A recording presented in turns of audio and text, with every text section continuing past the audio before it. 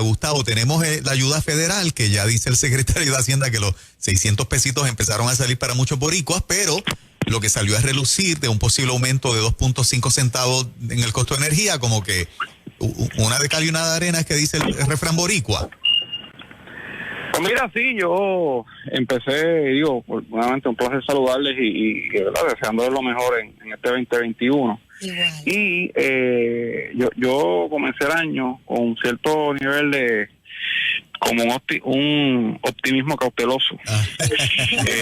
Pues porque es natural, ¿no?, que empiece el año y uno hace esta resolución, y nuevo gobierno aquí, nuevo gobierno allá, y creo que hablamos un poquito antes de terminar el año de las visiones al 2020. Entonces, no ha terminado enero, y ya entonces empezamos a ver como las mismas malas prácticas del año pasado.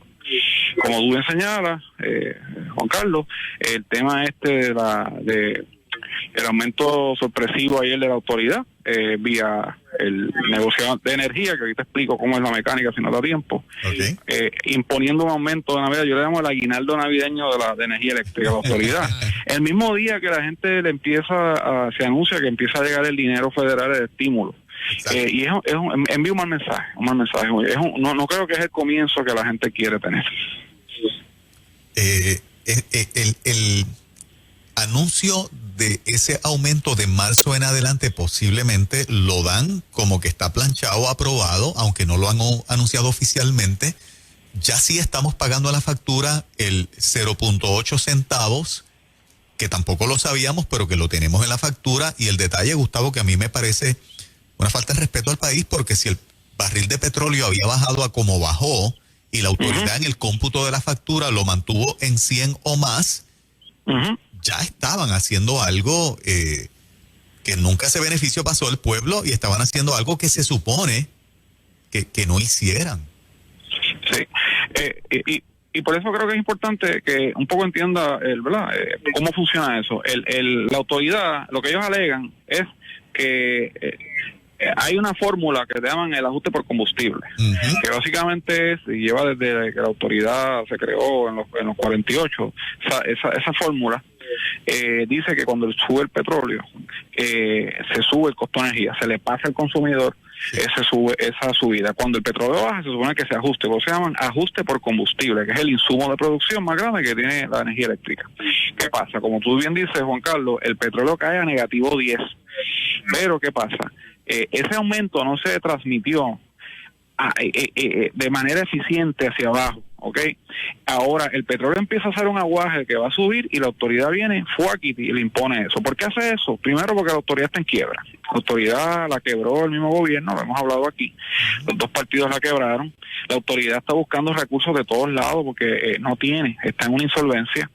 Y lo que está es jugando con esta fórmula para succionar lo más que pueda de dinero del pueblo, de los consumidores, de los abonados comerciales, residenciales, industriales, en un momento muy, muy complicado. Así que hay poca transparencia, hay poco juicio, hay una insensibilidad, porque la autoridad es un monopolio que históricamente se ha caracterizado, como no tiene competencia, pues ha abusado del pueblo. La autoridad se pagaba bonos de productividad estando en quiebra. Yo estaba en el gobierno, yo vi eso, no es que me lo contó nadie en una esquina, en un cafetín. O sea, yo vi cómo la autoridad esquilmaba a los recursos públicos, porque es una corporación de todos nosotros, para los beneficios y nepotismo y los amigos y toda un club que hay allí. Así que la autoridad comienza castigando al pueblo el 2021 en un momento muy, muy difícil. ¿Cómo el nuevo gobierno de Biden te parece que ayuda a la economía de Puerto Rico? Bueno, yo creo que es positivo que en primer lugar, ya sin Biden haber juramentado, ya empezó el primer estímulo que ya se había dejado en efecto por el saliente presidente Trump. Biden habla ahora de un segundo paquete, un tercer paquete de cerca de $1,400 y otros programas que estaremos hablando de nuevo dinero que pudiera llegar. Se especula que en algún momento entre mañana y la próxima semana, una vez él presente esta legislación, vengan nuevas ayudas. Así que en el corto plazo veo un interés en ayudar más a la economía norteamericana. Puerto Rico es parte de esa economía.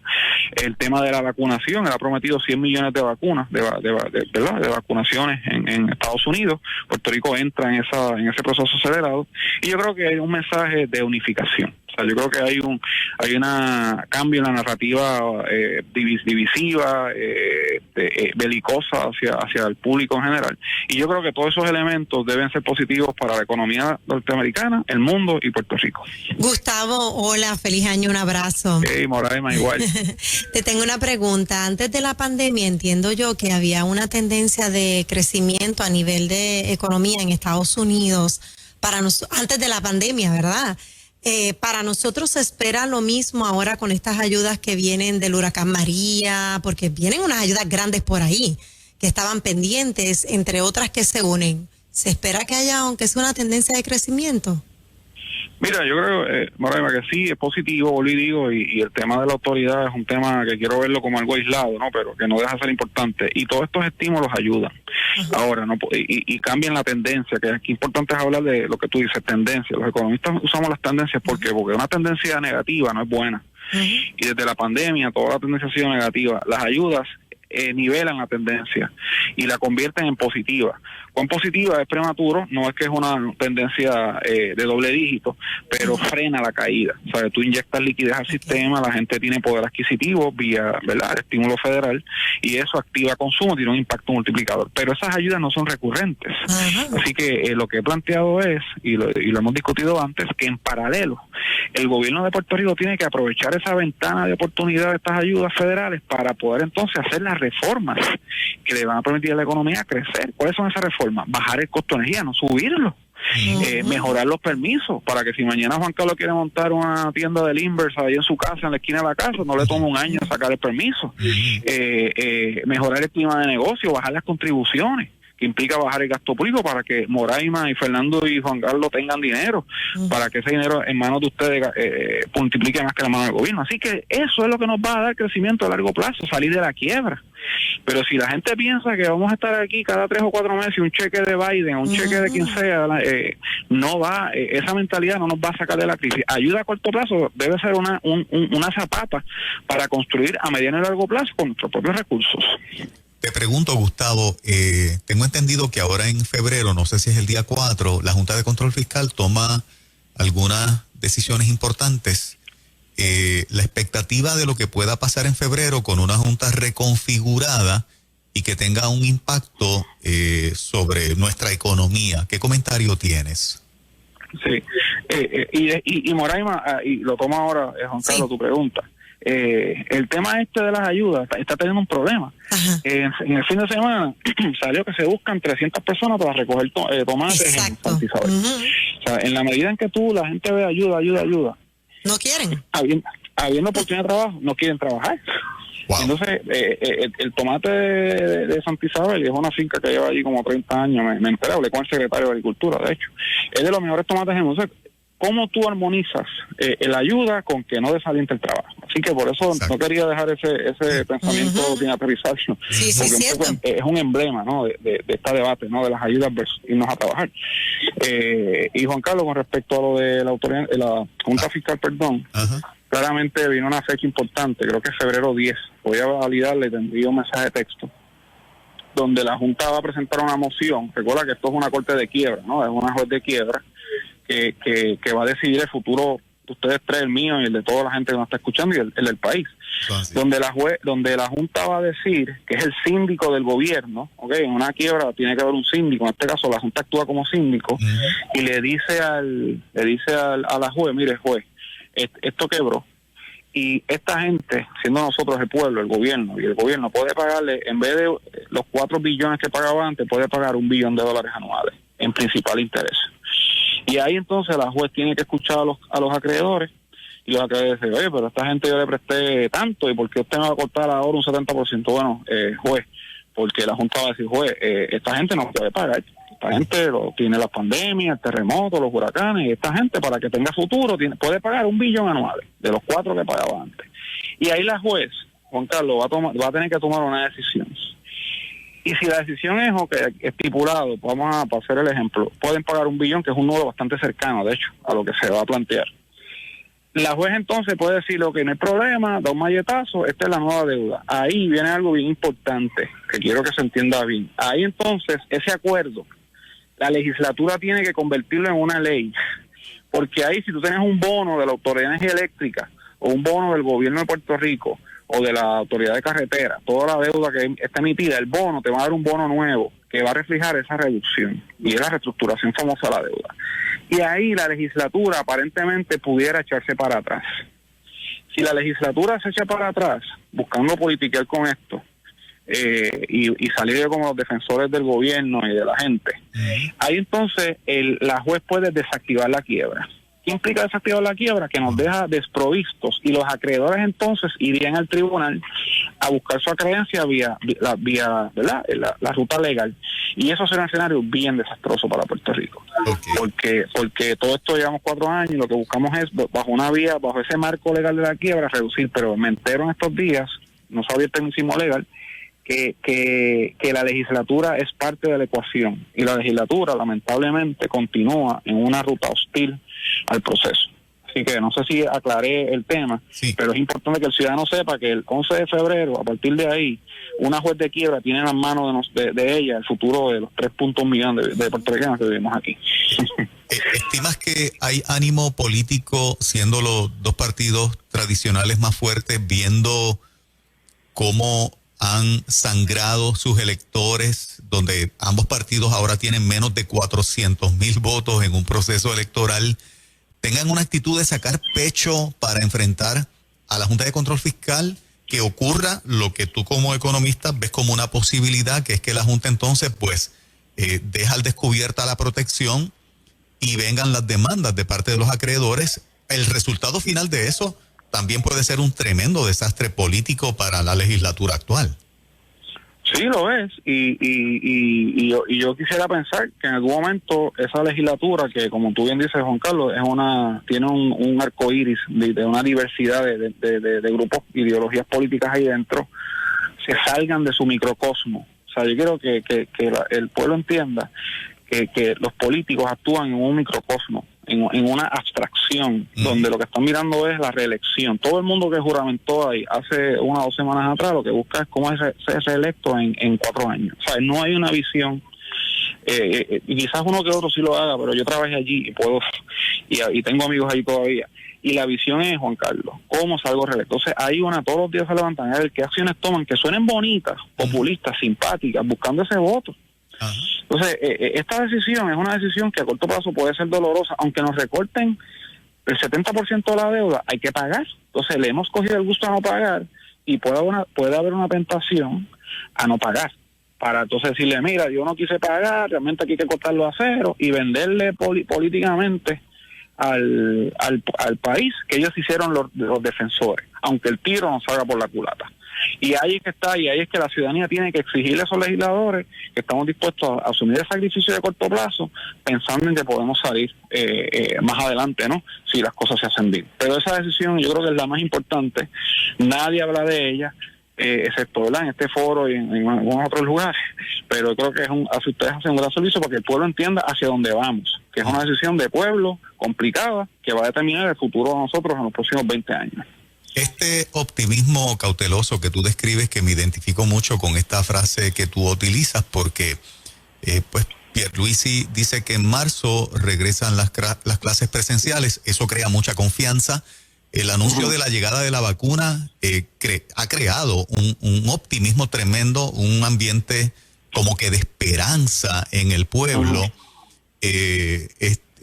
¿Estimas que si este ambiente permanece y no hay nada, ¿verdad?, ningún efecto natural, un temblor significativo, nada que sea de impacto mundial en algún lugar del mundo, este optimismo de cómo hemos arrancado este año en Puerto Rico es un buen arranque? O sea, el optimismo que hay, el sentido de apertura. De hecho, Pierluisi modificó un poquito la orden ejecutiva, eliminó el cierre el domingo, extendió a las 11 de la noche. Son pequeños detalles, pero que han tenido como que un impacto en el ambiente de confianza de la gente. Hay menos miedo, más confianza.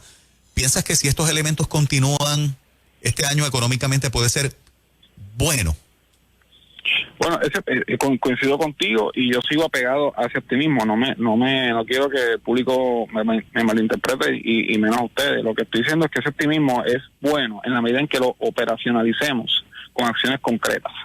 O sea, de nada vale nosotros aspirar a que el 2021 sea mejor como por osmosis, ¿no? Por arte de magia. Y un amigo mío me envió un mensaje que en esos primeros días del 2021, que de qué vale que el año cambie si nosotros no cambiamos. Lo importante es que uno cambie, porque eso cambia, ¿verdad?, la perspectiva. Y yo creo que eso un poco atiende tu pregunta, Juan Carlos. Si nosotros cambiamos nuestra visión de las cosas y cada cual asume su responsabilidad, su cuota de responsabilidad, en lo que cada cual tiene que hacer, desde el gobernador hacia el ciudadano más humilde que nos está escuchando, entonces hay una posibilidad de que ese optimismo se traduzca en en un cambio real. Pero si nosotros vemos el optimismo como una cosa abstracta, que las cosas por sí no se van a resolver, pues no, vamos a estar aquí lamentablemente en el 2022 hablando de lo que se pudo haber hecho y no hicimos. Y esa, yo creo que es la gran tragedia.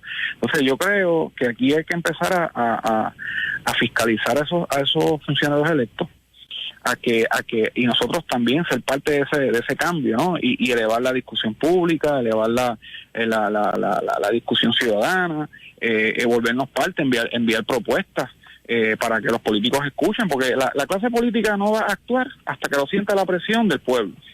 Aquí se destituyó un gobernador, podemos diferir o no de ello, porque la gente se tiró a la calle y lo tumbó. Obviamente no estoy diciendo que hagamos eso ahora, estoy diciendo que esa misma energía para provocar un cambio al extremo se logró. Si el país empieza a insertarse en la discusión, escribirle a su legislador, a su senador, y en la discusión pública llamar y mira, es que estos son los 3 o 4 cosas que hay que hacer, pues entonces el optimismo se tradujo en un cambio.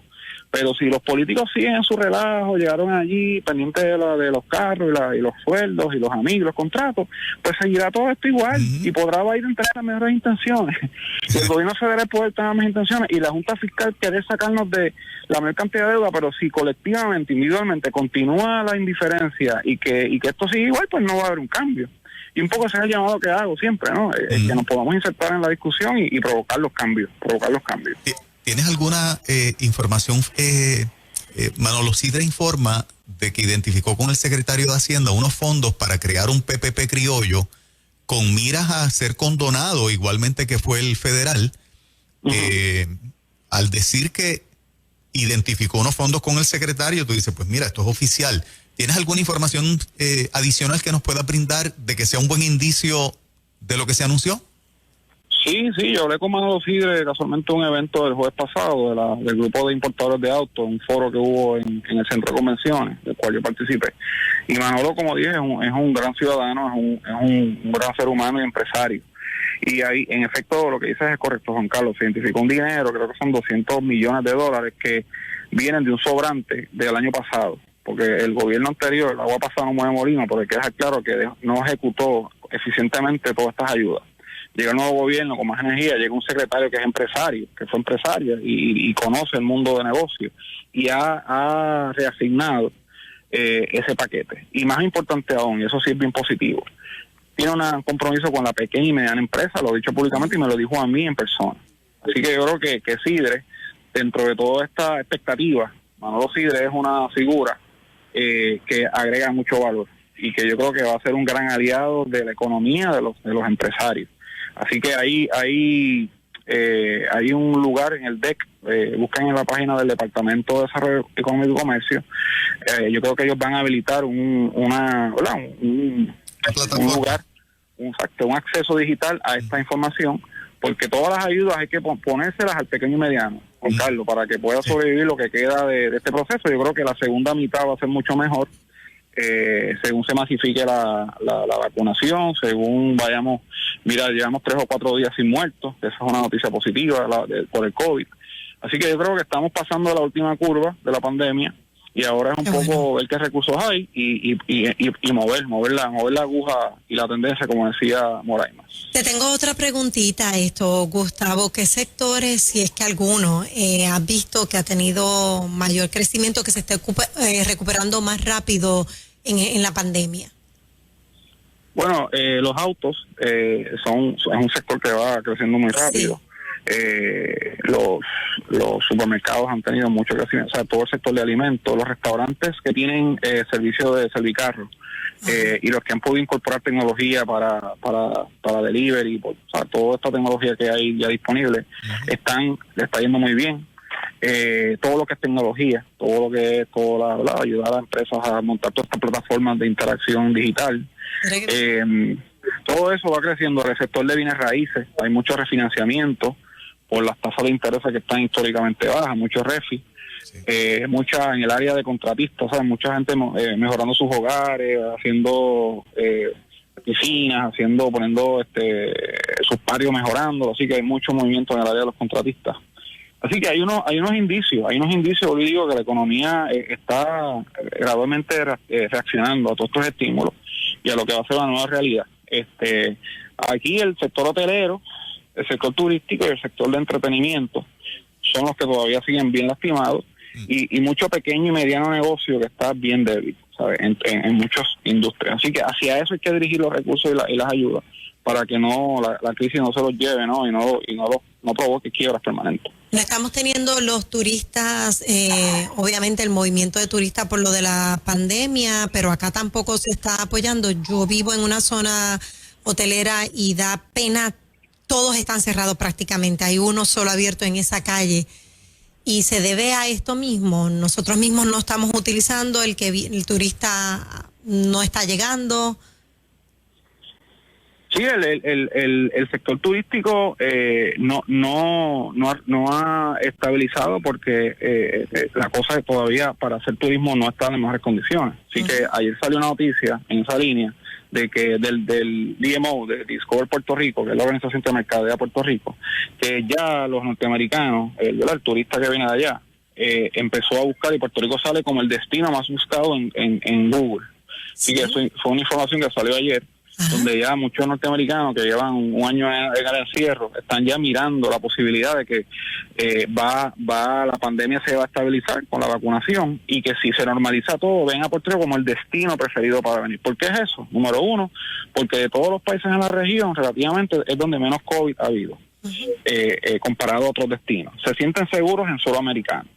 Y tercero, Puerto Rico posiblemente sea de los primeros países que salga de la pandemia, porque no es tanta gente la que hay que vacunar, comparado a la Florida, que son 20 y pico de millones de habitantes, u otros destinos donde históricamente los norteamericanos hacen turismo. Nueva York, las ciudadanas son 10 millones de ciudadanos, así que tú tienes aquí una islita de 3 millones, donde los números de contagios no están a un nivel de cientos de miles. Es lamentable los casos, no estoy minimizando el tema, pero Puerto Rico puede que sea el destino turístico que más rápido termine con la pandemia o la normalice. Si es así, ¿dónde vendrá el turismo? Vendrá aquí, y por ahí entonces vendrá un rebote económico en el sector.